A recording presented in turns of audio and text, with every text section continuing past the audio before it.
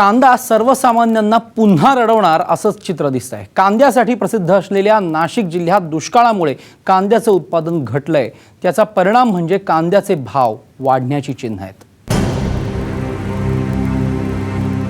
दुष्काळामुळे मुळातच उत्पन्न कमी झाल्यानं सध्या नाशिकमध्ये भाज्या महागल्याचं चित्र आहे। त्यातल्या त्यात कांद्यासाठी प्रसिद्ध असलेल्या नाशिक जिल्ह्यात कांद्याचं उत्पादन कमी झाल्यानं कांदा महागण्याची चिन्ह आहेत।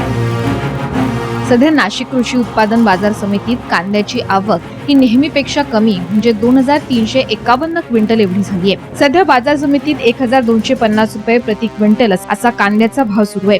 सध्या कांद्याचे भाव जरी स्थिर असले तरी भविष्यात ते कडाडण्याची शक्यता आहे। कांद्याच्या मार्केट सध्या तर बघितलं आपण की यंदा तर परिस्थिती बघितली उन्हाळ कांद्याची किंवा लाल कांद्याची अजून कुठेही आवक सुरू नाही आहे।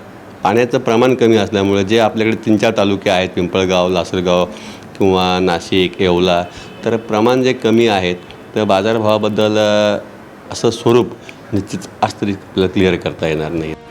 दुष्काळामुळे सध्याच्या स्थितीत सर्वच भाज्यांची आवक कमी होतीये।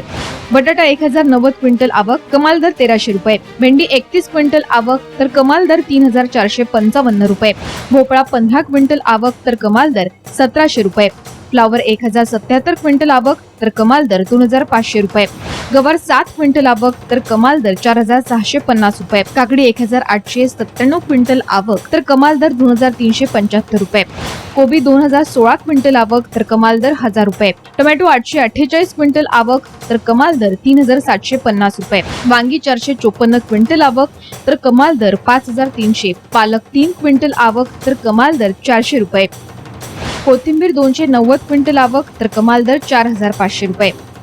कारले, भोपळे आणि तुमचे काकडी विशेषतः ह्या मालामध्ये भाव वाढ होण्याकरता एक्सपोर्टचा जो काही माल जातो आहे तो चांगल्या प्रकारे डिमांड आहेत नाशिकमधून, व्यापारी एक्सपोर्ट करतात आहे, त्यामुळे बाजारभावाती चांगल्या प्रकारे वाढ झालेली।